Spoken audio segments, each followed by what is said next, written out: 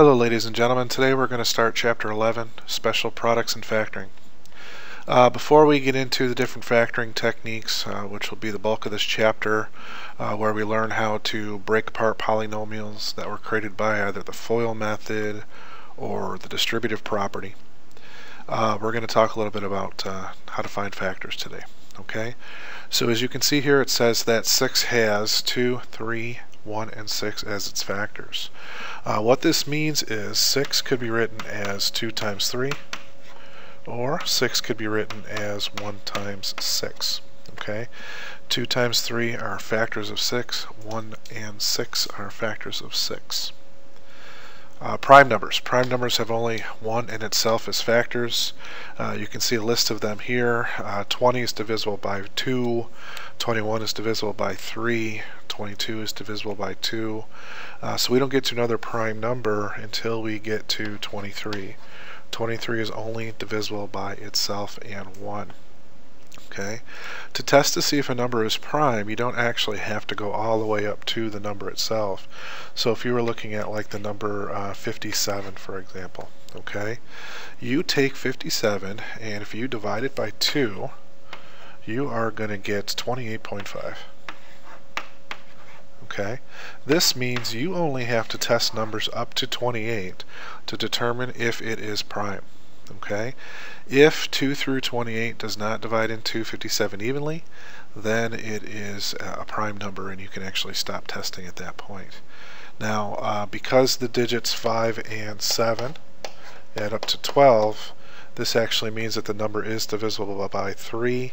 That's a little trick that you can perform. 3 goes into 5 one time, remainder 2.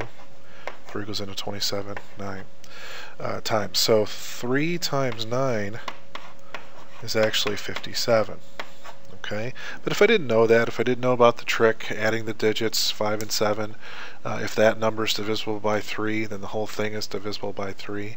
I could test the numbers 2 through 28 and see if they divide into 57. Now just to review, 3 and 19 are factors of 57. Alright, moving along.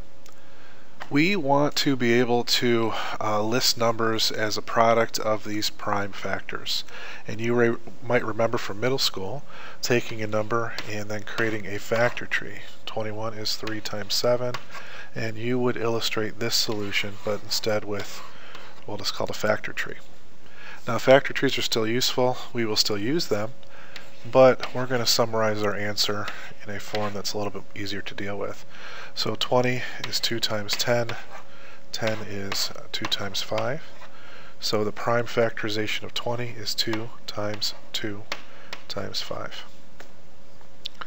180 is a little bit bigger, and you can start anywhere here with this factor tree. If you think of a number that goes into 180, go ahead and use it. Now I notice that the number ends with a 0.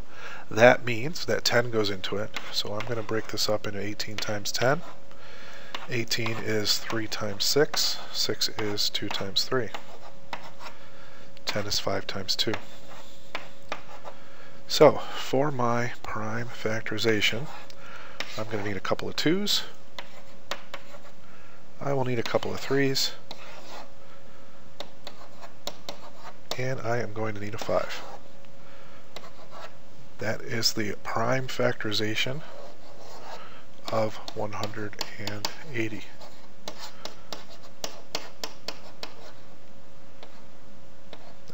Getting a little fussiness from the board. There we go. Prime factorization of 180. 2 times 2 times 3 times 3 times 5. Alright, we use prime factorizations to help us figure out what the greatest common factor of two completely different terms is. What they have in common, the largest number that divides into both of them, is called the GCF. Okay?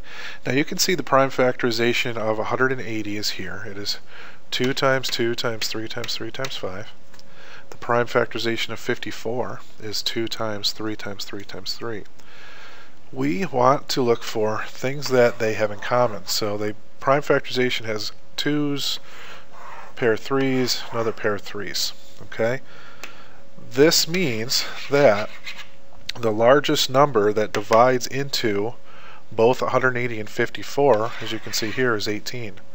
Another way to think of this is 180 is 18 times 10, 54 is 18 times 3, and 18 is the largest number that divides into both terms. Okay. So to find the GCF of 24a cubed b squared, we'll start with our factor tree over here. 24 is 8 times 3, or use 6 times 4, 2 times 12, whatever you think of. 2 times 4, and then of course 4 is 2 times 2. So for 24a cubed b squared, we need 3 2's. Here they are right here. 2, 2, 2, and we need a 3. We also have 3 a's and a couple of b's. Okay.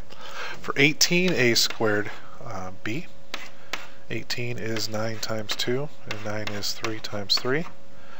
So for 18a squared b, I'm going to need a 2, a couple of 3's, then I have my a's, and I have a b. Alright, so what do they have in common? You'll notice they both have a 2, they both have a 3, they both have a couple of a's, and they both have a b. Getting a little bit messy here, but I'll put all those numbers down below. 2, 3, a, b. When I multiply all that back together, I get the GCF. So the GCF is 6a squared b. 6a squared b. That is the largest term that divides into both 24a cubed b squared and 18a squared b. Okay? For 12 and 28, now we can go right to our prime factorizations here. We don't have to worry about variables. 12 is 6 times 2, and 6 is 2 times 3. So for 12, 2 times 2 times 3. For 28, 28 is 4 times 7. 4 is 2 times 2. So we have 2, another 2, and a 7. So 28, 2 times 2 times 7.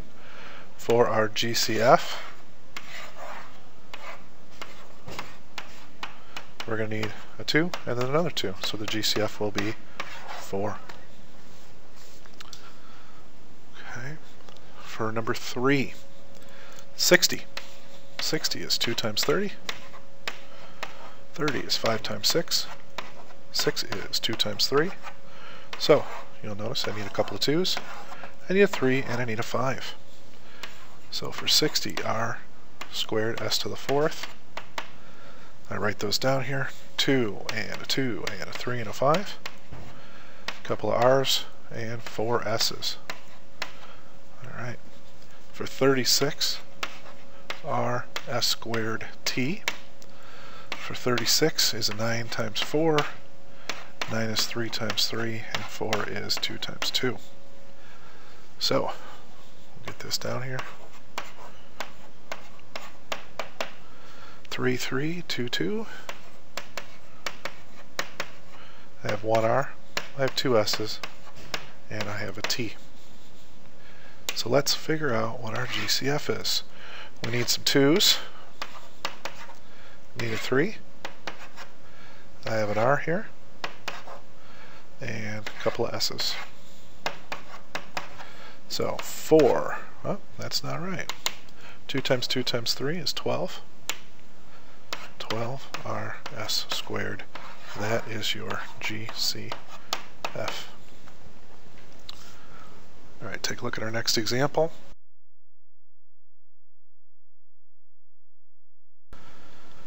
Okay, here we are going to take the prime factorization of 10. 10 is 2 times 5. So for 10x squared, we will write this as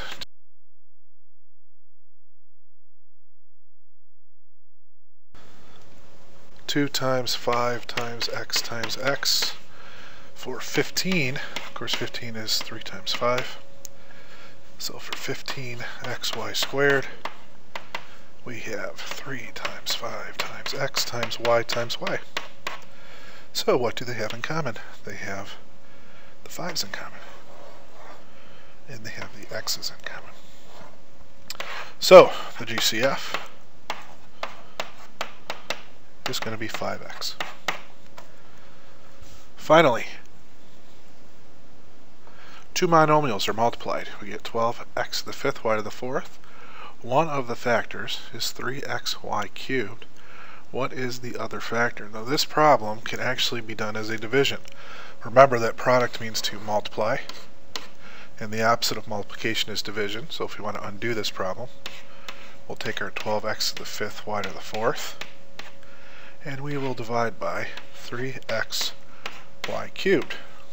Okay, so we want to do 12 divided by 3, that's 4.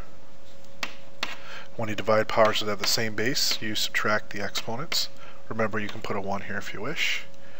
When you divide powers that have the same base, you subtract the exponents. 4x to the fourth, y to the first power would be the answer to this problem. Please remember to bring your textbooks tomorrow so that we can work on this assignment together in class and hopefully master these topics. Thank you.